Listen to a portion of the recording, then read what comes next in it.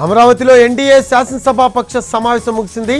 ఈ సమావేశంలో కీలక అంశాలపై చర్చించిన సీఎం చంద్రబాబు ఇసుక జోలికి ఎవ్వరూ వెళ్లొద్దని ఆదేశించారు. ఇసుక ధరల విషయంలో కొన్ని ఇబ్బందులు వస్తున్నాయని ఈ సందర్భంగా ఎన్డీఏ ఎమ్మెల్యేలు ప్రస్తావించారు. అయితే ఇసుక విషయంలో ఎమ్మెల్యేలు ఎవరూ జోక్యం చేసుకోవద్దని ఆదేశించారు చంద్రబాబు. శాంతి భద్రతలకు విఘాతం కలిగించేలా వ్యవహరించొద్దంటూ ఎమ్మెల్యేలకు స్పష్టం చేశారు.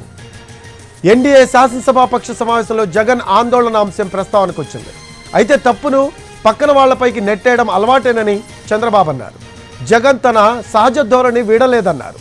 అసెంబ్లీలో జగన్ వైసీపీ తీరును తప్పుపట్టింది ఎన్డీఏ శాసనసభాపక్షం.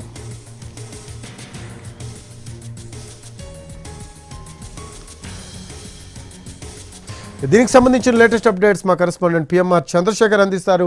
లైవ్లో అందుబాటులో ఉన్నారు. పిఎంఆర్, అమరావతిలో ఎన్డీఏ శాసనసభాపక్ష సమావేశం ముగిసినట్టు మనకు సమాచారం అందుతూ ఉంది.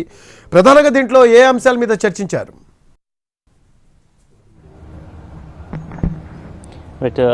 ప్రధానంగా దాదాపు గంటన్నర నుంచి 2 గంటల సేపు ఎన్డీఏ శాసనసభ పక్ష సమావేశం జరిగింది రఫీ. సో ఈ సమావేశంలో అంటే అసెంబ్లీలో అనుసరించాల్సిన వ్యూహాలతో పాటుగా అసలు క్షేత్రస్థాయిలో ఎమ్మెల్యేలు వ్యవహరించాల్సిన తీరు మీద, తీసుకోవాల్సిన జాగ్రత్తల మీద టీడీపీ అధినేతగా కావచ్చు, ఏపీ సీఎం హోదాలో కావచ్చు చంద్రబాబు నాయుడు కొన్ని సూచనలు, దిశానిర్దేశం చేసిన పరిస్థితి కనిపిస్తుంది. ప్రస్తుతం లా అండ్ ఆర్డర్ వ్యవహారానికి సంబంధించిన అంశం మీద ప్రతిపక్షం కూడా చాలా ఫోకస్డ్గా ఉంది. ఏ చిన్న సంఘటన జరిగినా దానికి రాజకీయ రంగు పులిమే విధంగా వ్యవహరిస్తుంది. కాబట్టి ఎట్టి పరిస్థితుల్లోనూ శాంతి భద్రతల విషయంలో ఏమాత్రం తేడా జరిగినా అధికార పార్టీకి సంబంధించిన నేతలు జోక్యం ఉందని ఏమాత్రం తెలిసినా ఖచ్చితంగా చర్యలు తీసుకుంటాను. శాంతి భద్రతలను బేస్ చేసుకునే రాష్ట్రాభివృద్ధి ఉంటుంది. రాష్ట్రానికి సంబంధించిన పెట్టుబడులు కూడా ఆ అంశాన్ని బేస్ చేసుకునే ఉంటాయి. కాబట్టి దాన్ని బేస్ చేసుకునే రాష్ట్రానికి పెట్టుబడులు వచ్చే అవకాశం ఉంటుంది. కాబట్టి ఈ విషయంలో లా అండ్ ఆర్డర్ మెయింటైన్ చేసే విషయంలో ఎట్టి పరిస్థితులను ఉపేక్షించేదే లేదు. ఖచ్చితంగా తనా మన అనే విషయాన్ని కూడా చూడకుండా ఖచ్చితంగా శాంతి భద్రతల విషయంలో వ్యవహరిస్తాను, ఎటువంటి వాళ్ళైనా సరే చర్యలు తీసుకుంటాననే విషయాన్ని చాలా స్పష్టంగా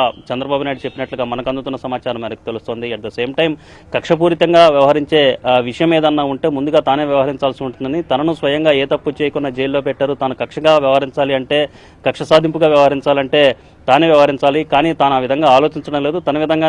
తనలాగానే మిగిలిన ఎమ్మెల్యేలు కూడా, అధికార పార్టీకి సంబంధించిన ఎమ్మెల్యేలు కూడా వ్యవహరించాలి, దానికి అనుగుణంగా నడుచుకోవాలన్న అంశం ఒకటి ప్రధానంగా చర్చకు వచ్చింది. రెండోది ఇసుకకు సంబంధించిన వ్యవహారం మీద ఎట్టి పరిస్థితుల్లోనూ ఎమ్మెల్యేలు, మంత్రులుగా ఉన్న వాళ్ళు ఎవరైతే ఉన్నారో వాళ్ళు ఆ ఇసుక విధానానికి సంబంధించిన అంశాన్ని చాలా పటిష్టంగా అమలు చేయడానికి సహకరించాలి తప్ప అందులో ఎటువంటి జోక్యం చేసుకోవద్దని స్పష్టంగా చంద్రబాబు నాయుడు మరొకసారి స్పష్టం చేశారు. ఇటీవల కేబినెట్ సమావేశంలో ఇదే అంశాన్ని చెప్పిన చంద్రబాబు నాయుడు వాళ్ళ టీడీఎల్పీ అంటే ఎన్డీఏ శాసనసభాపక్ష సమావేశంలో కూడా ఇదే అంశాన్ని చెప్పారు.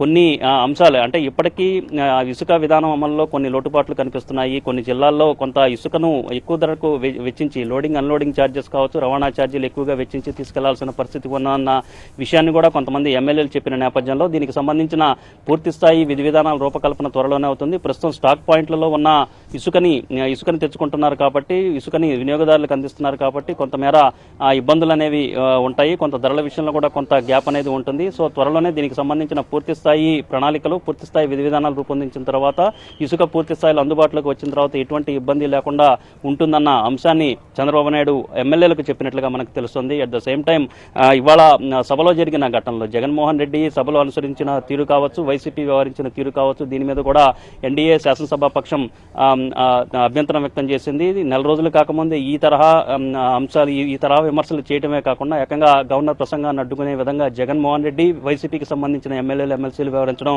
కరెక్ట్ కాదన్న అభిప్రాయాన్ని వ్యక్తం చేసిన పరిస్థితి కనిపిస్తుంది. సో ఈ క్రమంలో పవన్ కళ్యాణ్ ఒక కామెంట్ చేశారు, చాలా కీలకమైన కామెంట్ చేశారు. రాష్ట్ర అభివృద్ధి నిమిత్తం, రాష్ట్ర శ్రేయస్సు కోసం టీడీపీ అధినేతగా, సీఎంగా చంద్రబాబు నాయుడు ఎటువంటి నిర్ణయం తీసుకున్నా తాను అలాగే తన పార్టీకి సంబంధించిన ఎమ్మెల్యేలు కూడా పూర్తి స్థాయిలో సహకరిస్తాము, సపోర్ట్ చేస్తామని పవన్ కళ్యాణ్ వైపు నుంచి కూడా భరోసా వచ్చినట్లుగా తెలుస్తుంది, హామీ వచ్చినట్టుగా తెలుస్తుంది. సో ఈ క్రమంలో పూర్తి స్థాయిలో శాంతి భద్రతల వ్యవహారానికి సంబంధించి, ఇసుకకు సంబంధించిన వ్యవహారం మీద కీలకమైన చర్చ జరిగింది. కొన్ని సూచనలు చేసిన పరిస్థితి కనిపిస్తుంది. ఇక నిధుల వ్యవహారానికి సంబంధించి రాష్ట్రాల్లో ప్రస్తుతం ఆర్థిక పరిస్థితి అస్తవ్యస్తంగా ఉంది.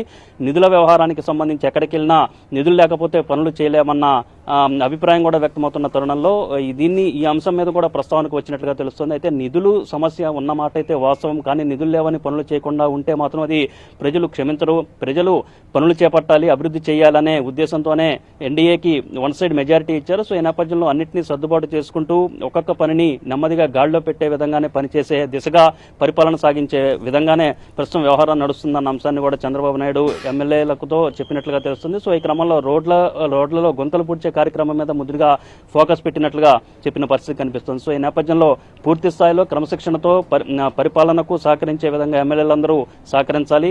లా అండ్ ఆర్డర్ విషయంలో ఎటువంటి జోక్యం చేసుకోవద్దు, అలాగే ఇసుక విషయంలో ఎట్టి పరిస్థితులను జోక్యం చేసుకోవద్దని చాలా కరాఖండిగా చెప్పిన పరిస్థితి కనిపిస్తుంది. అట్ ద సేమ్ టైం ప్రస్తుతం వైసీపీ ప్రభుత్వం చేస్తున్న విధానాలను కూడా ప్రతిపక్షంగా ఉన్న వైసీపీ చేస్తున్న వ్యవహారాలను చేస్తున్న ప్రచారాన్ని కూడా దుప్పుకొట్టాల్సిన అవసరం ఉంది. తప్పు చేసి ఆ తప్పుని వేరే వాళ్ళ మీదకి నెట్టేసే వ్యవహారంగా వ్యవహరించడం అనేది జగన్కు అలవాటైపోయిన పనిగా ఉంది. సో ఈ క్రమంలో దాన్ని ఏ విధంగా తిప్పుకొట్టాలన్న అంశానికి సంబంధించి కూడా కొంత సాధారణంగా ఈ సమావేశంలో చర్చించినట్టుగా తెలుస్తుంది. వివేక మర్డర్ అయిన తర్వాత దాన్ని ఏ విధంగా ఇతరుల మీదకి నెట్టే ప్రయత్నం చేశారు, అలాగే ఇటీవల వినుకొండ వ్యవహారం కావచ్చు, ఇప్పుడు మదనపల్లె సబ్ కలెక్టర్ కార్యాలయంలో జరిగిన ఘటన. సో ఇవన్నీ కూడా గతంలో వాళ్ళు చేసిన తప్పులను పక్క వాళ్ళ మీదకి నెట్టేయటమో లేకపోతే ఆధారాలను చెరిపివేసే విధంగా ప్రణాళికలు రచించుకోవటం అనేది వైసీపీకి అలాగే ఆ పార్టీ అధినేత జగన్మోహన్ రెడ్డికి వెనతో పెట్టిన విద్య. సో ఇటువంటి విషయంలో జాగ్రత్తగా ఉండాలని కూడా కొంత దిశానిర్దేశం సూచనలు చంద్రబాబు వైపు నుంచి ఎమ్మెల్యేలకు వెళ్ళినట్లుగా మనకు వస్తున్న సమాచారం మనకు తెలుస్తోంది. Rafi, thanks for updates PMR.